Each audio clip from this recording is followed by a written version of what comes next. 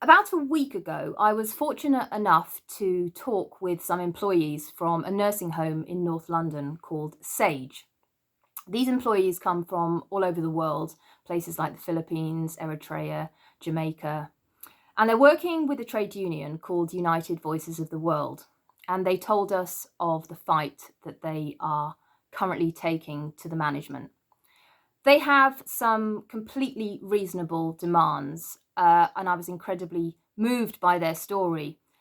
Their demands are as follows. At the moment, their average wage is about £9 an hour.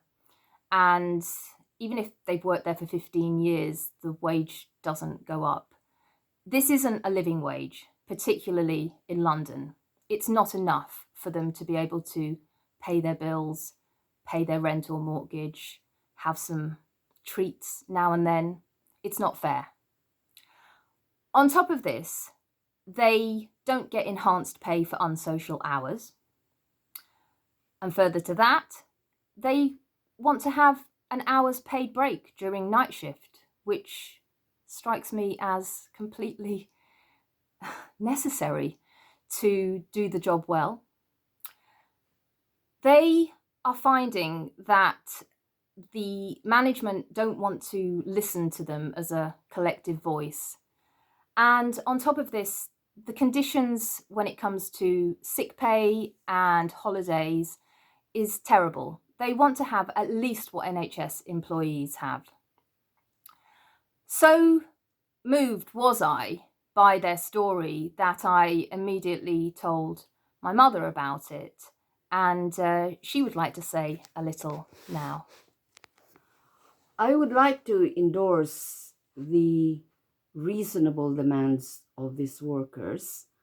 Firstly, because the important role of carers and domestic workers in taking care of a person who is ill and their families is just so important, so necessary. And I'm speaking in my capacity as a retired occupational therapist and as somebody who used to care for my husband. Their employers need to listen to their demands, to treat them with respect, and to give them proper remuneration so that they can live as decent human beings. I think that you would agree with me that £9.50, regardless of 10 or 15 years of work, and in London, is definitely not enough to have a reasonable life. So I endorse their demand that their employers should listen to them. Thank you. Thanks for listening. I'll be posting more about how to actively support the workers. It's really important that they get as much support as possible. If they win this fight, it's going to set a precedent for carers up and down the country.